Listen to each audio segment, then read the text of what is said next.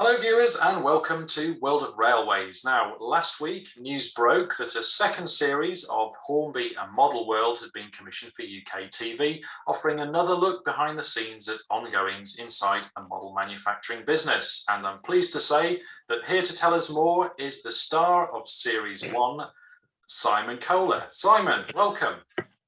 Thank you. You threw me on that. Okay.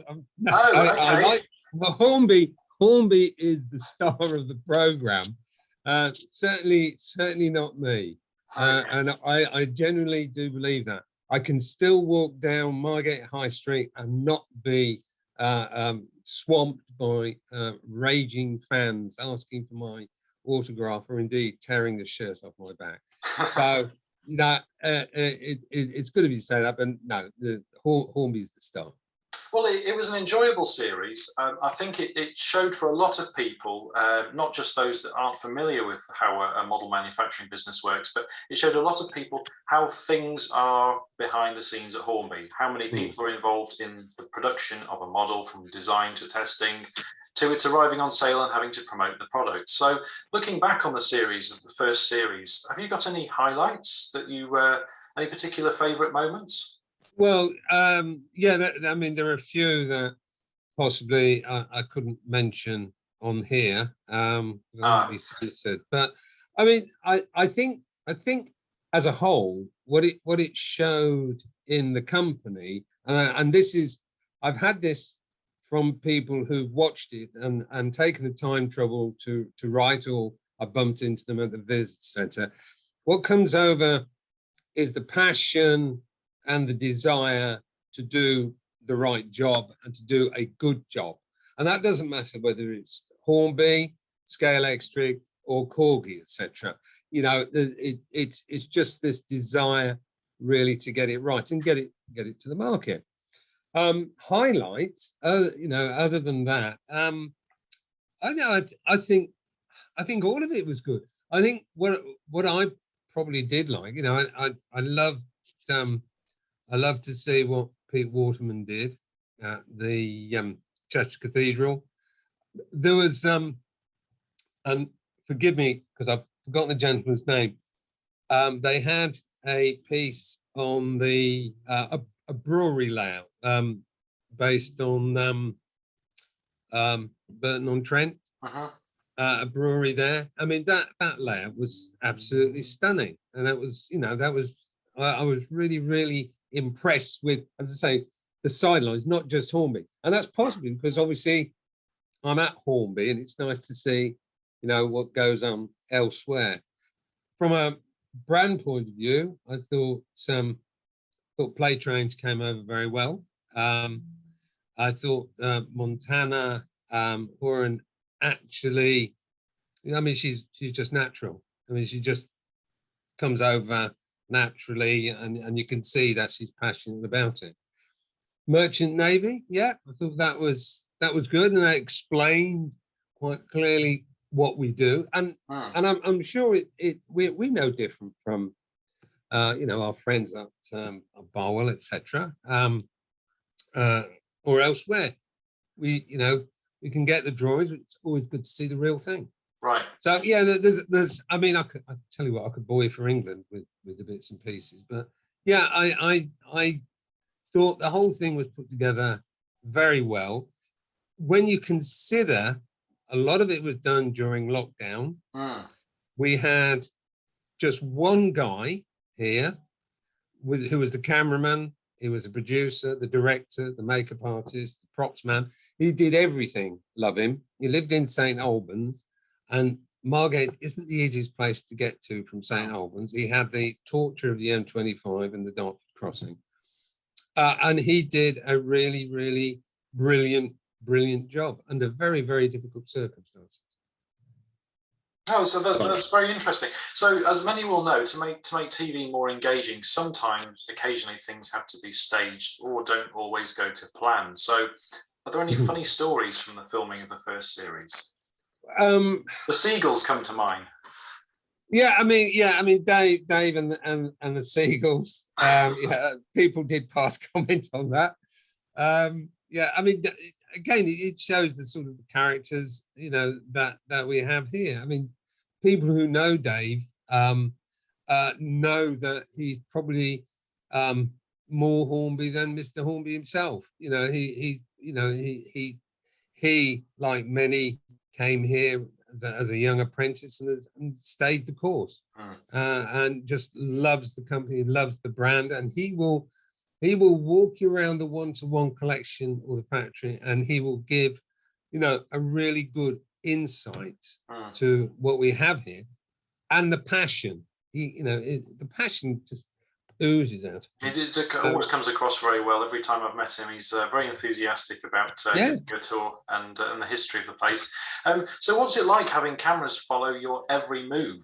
Is there a lot left on the cutting room floor, or is this filmed just accordingly?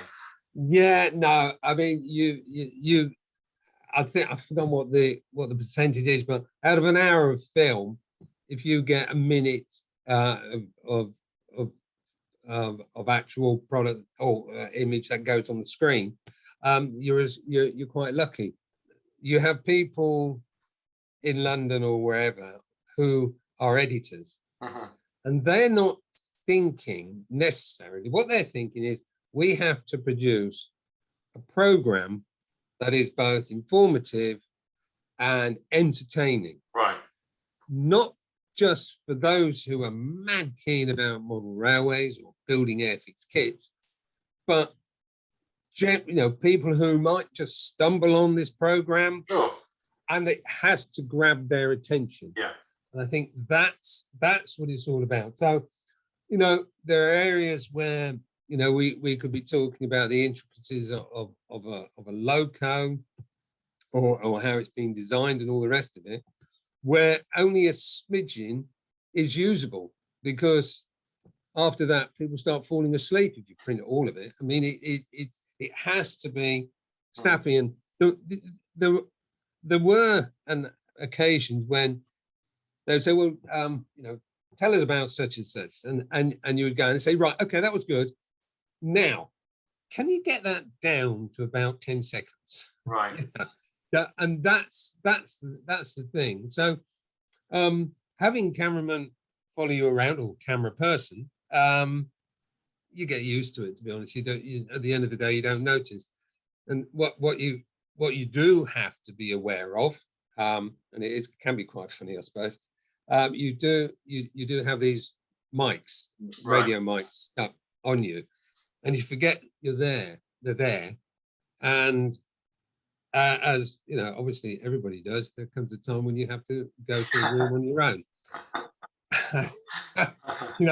You can be halfway through your contemplation and you suddenly realize the microphone's on, and there's a guy who's got a headphones on, everything you're saying or doing. Wunderbar. So, yeah.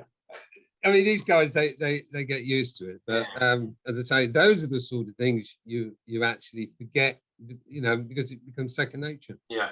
So second series on its way. Has filming commenced yet? Yeah. We started filming in April, I think. Right. And it's I think it's going quite well. Obviously, life's a little bit easier now with sort of the COVID restrictions not being so tight. We have a couple of cameramen, so that poor guy in St Albans isn't under so much strain as he was. We have a producer as well who keeps in touch, and she will be saying, yeah, that's good, well, how about that, or can you do this, etc.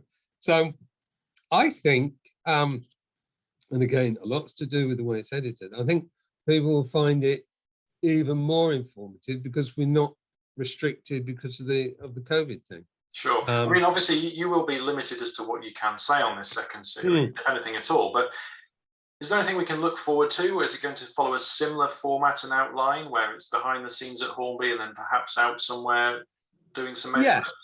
You can. It'll be following if you like, development product, going through the system, and it'll be what you will see, and I can say, stuff that was filmed probably 2 years ago for the first series will follow through into the second series, because you know the product development continues, right. and you'll see it being picked up in the second series as well.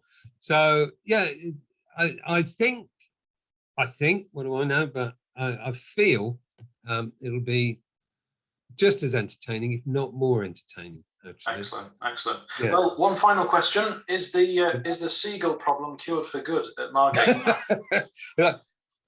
Look, we live in Margate. Margate's by the sea.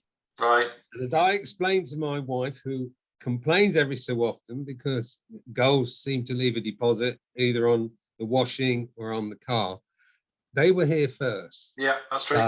You know, it's going to happen. You live with it. Yeah, that's what I'd say.